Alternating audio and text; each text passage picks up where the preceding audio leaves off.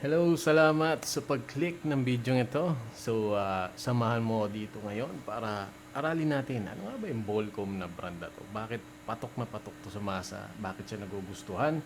So, kung isa ka rin sa mga tulad namin nagsisimula rin sa industriyang ito, wala namang masama kung pares tayo matututo at malaman natin kung ano yung mga binebenta natin. So, bago ang lahat, ito muna ang mabilis na intro.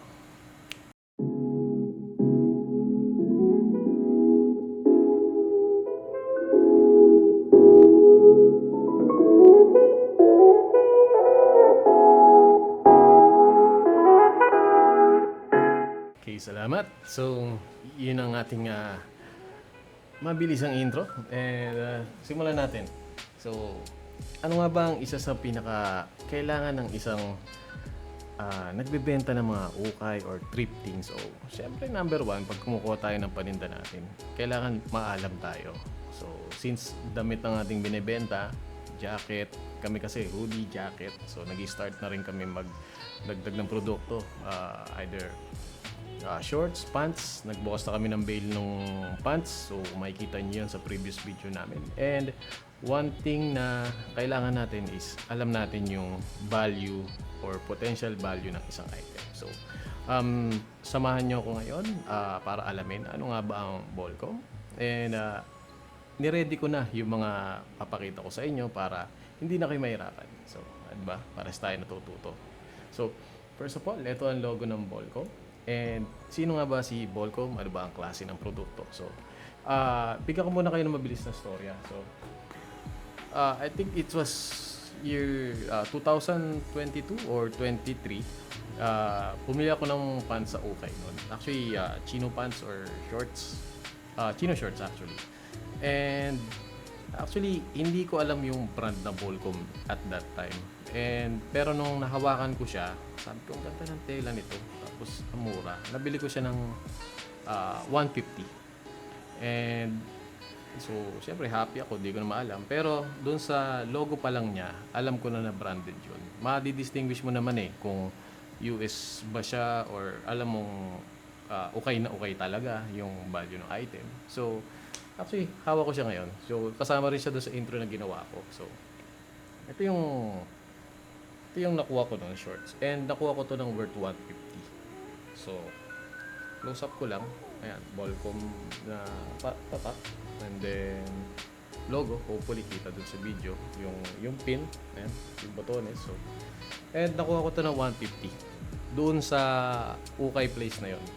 And, ayan nyo, i-share ko yung place na yon sa susunod na video ko. So, kung hopefully magustuhan nyo tong type ng content natin ngayon. So start tayo. So, sino nga ba si Bolcom? History lessons muna tayo. So, once nag-check tayo ng anything about sa kwento ng brand, so, Wikipedia talaga number one. So, kung makikita nyo dito, si Bolcom, ito yung logo, is a lifestyle brand that designs, markets, and distributes board sports-oriented product. Ano ba yung board sports? So, number one, syempre, skateboard, snowboarding. So, kaya literal na board sports. Sports na may mga board na ginagamit. Active outdoor sports yan. So, and then, ang history niya is nagsimula siya na 1991 to 1995. Ito yung origins niya bago siya mag-start. And ang founder niya is itong dalawa. Si Richard Wolcott and Tucker Hall. So, sila yung mga founder nung time na yon. Ibilisan ko na lang.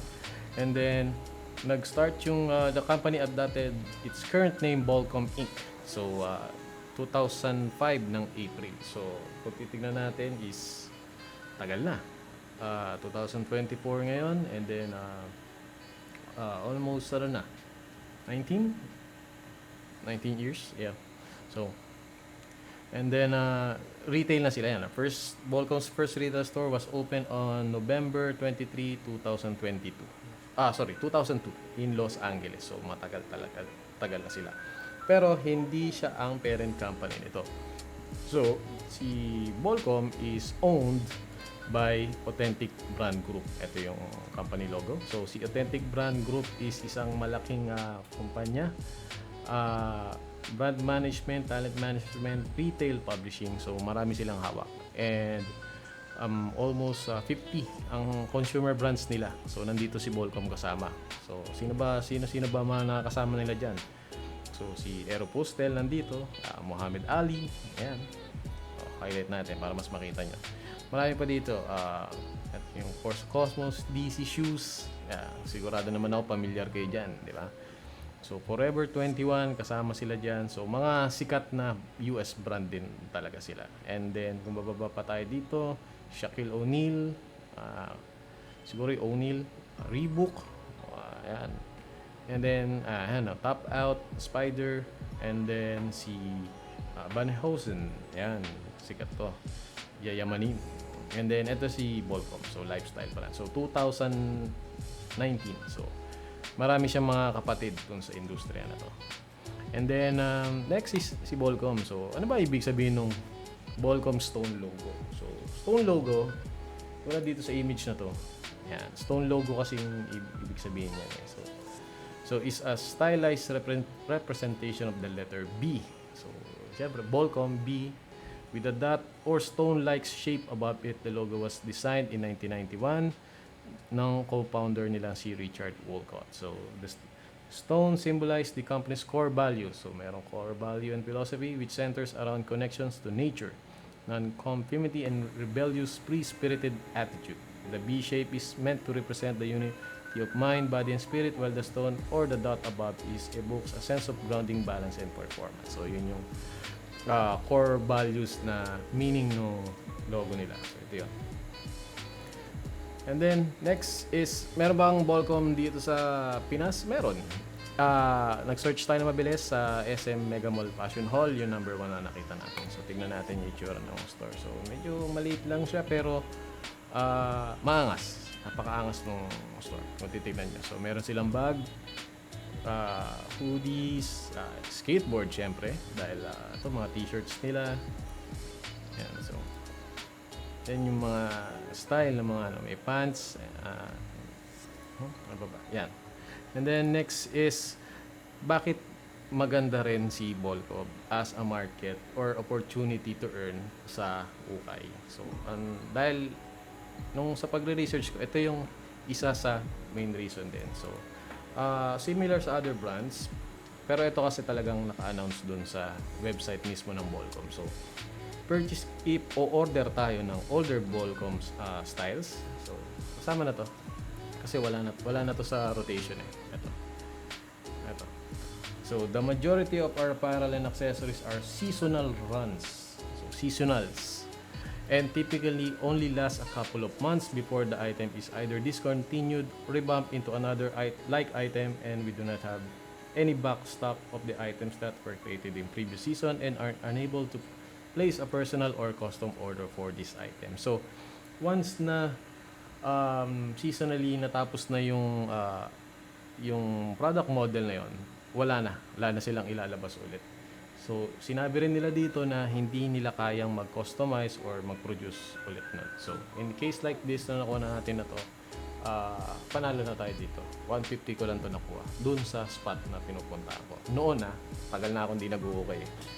So, sabi pa dito, you can also check out dealer locator to see what retail stores and authorized dealers are in your area that might possibly have the item you're looking for.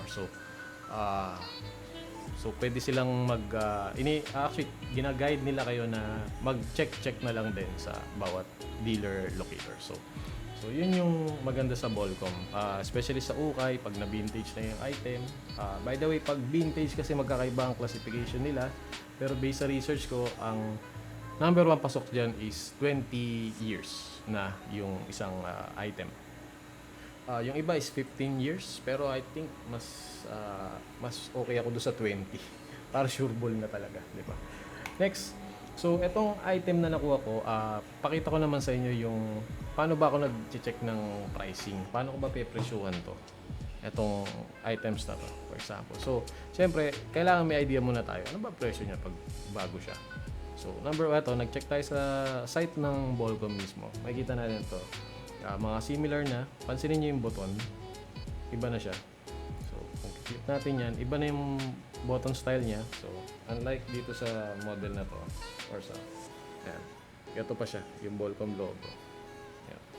Tapos, itong nakuha natin is Corpo class yung tag niya dito. Actually, hinahanap ko pa to. Wala pang year guide kung ano tong Corpo class na to, yung manufacturing date nila. Kung may nakakaalam dyan, kindly share nyo naman sa comment para dagdag kaalaman sa lahat. So, sample prices pag bumili ka ng brand new. So, ang Qualcomm is nasa 3,300. So, yan yung mga prices nila. So, balik tayo sa shorts. So, ayan, nasa 3,300 or 7 Stone Trail Master, yan, depende. So dito pa lang magkaka-idea kayo na si Qualcomm is isa branded talaga na quality. Ayan, quality shorts talaga. Actually, magaganda talaga. Ito sobrang isa sa mga favorite ko to na shorts. And if ever makakita man ako ulit pag lumabas ako, pag nakakita ko ng something ganito or Qualcomm shorts, bibilin ko agad. PSG. Gusto ko yung brand nila. Masarap siyang gamitin sa pakiramdam. Siyempre, subjective naman yan. Next, so product research tayo. So yung item ko nakakita ko ng nagbebenta. So sa carousel may nagbenta ng ito Corpo class shorts. So pakita ko sa inyo. Etong isang to yung Qualcomm Corpo class na yan. Ito yan. Actually sa akin chinek ko rin. So sa loob yan. So, bubuksan ko to. Ito sa may bandang bulsa ata to. Ayan. So ito yung yan, ito yun. Hopefully kita. Hopefully kita. Sensya na kayo dun sa webcam ko. Budget pa to eh. So hopefully kaipon tayo ng budget pag nag-grow tayo as a content creator. Upgrade natin yan. So binenta niya ng 375 pero for me initially parang mura siya kung sa akin goods na yung nakakuha nito. Ano ba yung mga possible issues ayon? Parang sunog something. Sa shorts nga pala nagdedepende rin sa size. So ito size 29, so expect nyo medyo pang payat. Yung akin 36. So sa mga katulad ko na medyo sabi nga nila malalaking tao 5'7" ako and etong 36 talaga yung mga ito. Yan, 36. So etong mga size na to ito yung money size para sa akin sa seller kasi usually malalaking lalaki rin talaga may hilig sa ganito. So ito siguro justifiable 375 fast break. So pero imagine nyo na lang nabili siya ng kung mabili siya ng 150 nakita niya to sa Okayan 375, good profit na yun. Mabilis na yun. Pero check pa tayo na iba. So ito, ganto yung item ko. So sa eBay Philippines makita nyo good condition, makita nyo yung pinaka niya. Ito, ayan, walang damage. Nilagyan niya ng dimes. Ayan. Ang shorts na to meron din siyang ganito. So yung kanya is white. Tapos ito meron niyang Qualcomm na tagging. So sama na natin yung authenticity check. So paano ba nakikita yung mga signs na legit yung items mo? So sa likod may Qualcomm. Ito may Qualcomm na tag na maliit. Difference lang ng item niya, puti yung dito niya. Yung embroid niya dito, yung sa akin kasi sa likod banda yun. Yung sa akin kasi is black. Teka natin ito. Black yung embroid. Ito. Ayan, black yung embroid niya. Black yung embroid niya. And then itong price niya is pina-price niya ng $19.89 which is approximately 1,133 pesos. So ito talaga yung good price niya kung willing siyang hawakan yung item ng matagal kasi syempre expect natin na kung hindi mo i-market yung item mo, hindi mo po-promote sa mga social media, hindi makikita yung paninda mo. So pero tingin pa tayo kung meron pang iba. Actually yun na pala. So ito next. So Qualcomm tag gear. So far sa pag-search ko, ito pa lang yung mga information na madaling makita. So, sa mga shirts, ito yung mga Bolcom tags. So, ayan, makikita naman natin. Ito, t-shirt 2,000. So, pag ganito pa yung Bolcom na year tag niya, there's a great chance na legit yung nakuha mong item. Okay. Meron ding, ito, yung product code na yan, pwede mong search yan. Type mo lang Bolcom, tapos ilagay mo yung product code na yan dito. So, lalabas. Nakita ko lang sa isang guide din sa Facebook. So, and then, next is yung price nito pala. Kung tatanungin nyo ako kung for me, kasi nagpapaikot pa kami ng pondo. So hindi naman ako nag-price ng mataas talaga katulad nito nung isang to. Itong mga gantong seller, either sa US na kumukuha ng buyer to. Ganyan. Pero kung sa amin, fast break dito sa Pinas, siguro for 500 to 600, okay na ako dito. At least may kinita pa rin, tsaka mabilis. Pero imagine nyo yung item na to, 5 years ago pa yan. So, 5 years ago.